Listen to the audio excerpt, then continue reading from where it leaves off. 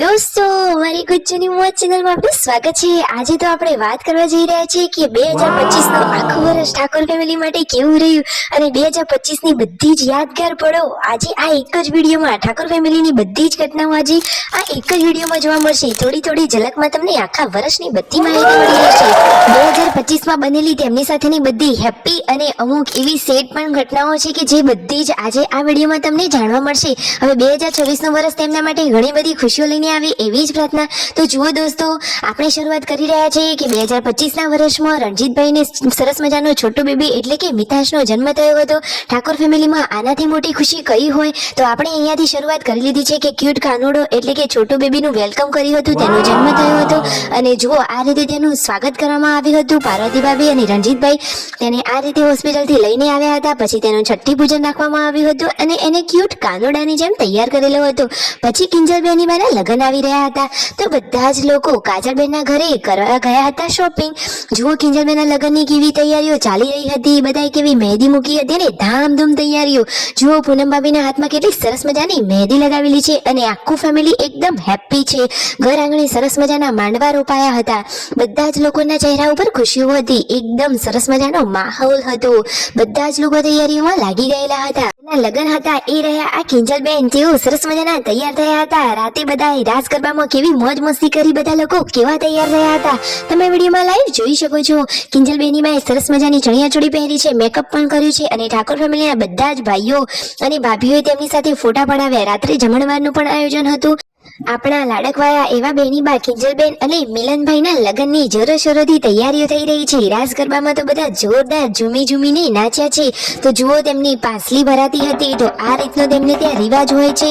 તો જુઓ એ વખતે આ ફેમિલીમાં બધા જ લોકો કેટલા હેપી હતા। અરે દોસ્તો, હજુ તમે જુઓ તો ખરા કે આગળ તો ઘણી બધી એવી ઇવેન્ટો અને ઘણી બધી એવી ઘટનાઓ આવે છે કે ઠાકોર ફેમિલી સાથે 2025 માં બનેલી છે। ઘણી બધી ખુશીઓની પળો, તેમના ઘરે કોણ કોણ મહેમાનો આવ્યા હતા, કઈ સેલિબ્રિટી તેમના ઘરે આવ્યા, બધી જ માહિતી મળશે। દોસ્તો જુઓ, ગરબામાં બધા લોકો ઝૂમીને નાચી રહ્યા છે। પૂનમ ભાભી, સંજયભાઈ, રણજીતભાઈ, પાર્વતી ભાભી, શિલ્પા ભાભી અને તેમના મમ્મી અને ખાસ કરીને કિંજલબેન અને મિલનભાઈ। તો જુઓ તો ખરા દોસ્તો, ગરબાની લાઈન કેટલી બધી થઈ છે, બધા એકદમ મોજ મસ્તીથી નાચી રહી છે। ગરબામાં તો બધા ઝૂમીને નાચ્યા હતા। દોસ્તો આ એકદમ જોરદાર મજાની પળ હતી, કાજલબેનીમાં પણ ત્યારે હતા। જુઓ તો ખરા કે બધા કેટલા સરસ મજાના તૈયાર થયા હતા અને આ ઘટનાઓનો તેઓ આનંદ લઈ રહ્યા હતા। કાજલબેન અને શિલ્પા ભાભી તો સરસ મજાનો ડાન્સ પણ કરી રહ્યા હતા। અને જુઓ બીજા દિવસે કિંજલબેનની જાન આવી ગઈ છે। તો વરરાજા જુઓ કિંજલબેની બાની માંગ ભરી રહ્યા છે, સિંદૂર પૂરી દીધું છે અને મંગળસૂત્ર પણ પહેરાવી દીધું। સરસ મજાની આ એક ઘટના હતી। જુઓ તો ખરા પછી આ રહી બેની બાની આ કરુણ વિદાયના ટાઈમે સંજયભાઈ, રણજીતભાઈ, રાકેશભાઈ અને પાર્વતી ભાભી, પૂનમ ભાભી બધા જ લોકોની આંખો બહુ જ ભીની થઈ ગઈ હતી, બધા ખૂબ રડ્યા હતા।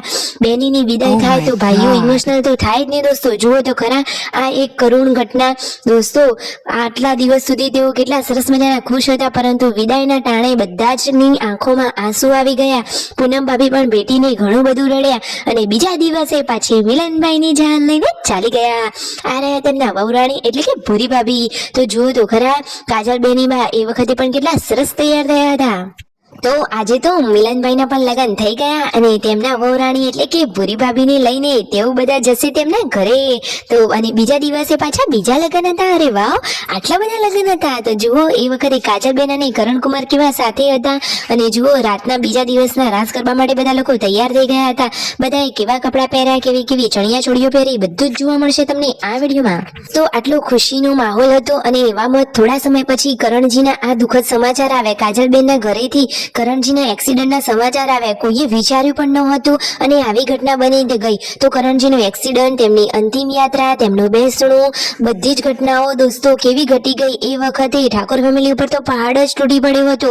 પરંતુ હવે શું કરીએ, 2025માં અચાનક તેમના ઘરમાં આવી દુઃખદ ઘટના પણ બની ગઈ અને દોસ્તો આ ભાઈઓએ હિંમત રાખી અને પછી અંબાજી પગપાળા સંઘમાં કેમ્પનું પણ આયોજન કર્યું હતું અને એમાં પણ લાડકવાયા દિવ્યાંશ માણાભાઈના હસ્તે આ કેમ્પનું ઉદ્ઘાટન કર્યું હતું। એકદમ સરસ સરસ પગલું ભર્યું છે. માં અંબા ભગવતી તેમને ઘણું બધું આપે. સાચી વાત ને દોસ્તો? પછી એસબી હિન્દુસ્તાની ટીમના ઘરે આ બધા જ લોકો ગયા હતા. એ વખતે રણજીતભાઈનો બર્થડે હતો અને જુઓ તેમના શોપની પણ મુલાકાત લીધી હતી. અરે ઠાકોર ફેમિલીની ઓળખાણો તો એકદમ ઊંચી છે. તો આવી રીતે સરસ મજાનું 2025નું વર્ષ તેમના માટે યાદગાર પળો સાથેનું બનેલું હતું. પરંતુ હજુ પણ ભગવાનને આપણે પ્રાર્થના કરીએ છીએ કે 2026નું વર્ષ તેમના માટે ઘણી બધી ખુશીઓ લઈને આવે, તેઓ ખૂબ પ્રગતિ કરે, ખૂબ જ આગળ વધે. અને પછી જુઓ તેઓ ગયા હતા આ લગ્નમાં અને પછી શ્રીમંતમાં પણ ગયા હતા. આ રીતે સરસ મજાનું ખુશીઓ સાથેનું વર્ષ રહ્યું હતું.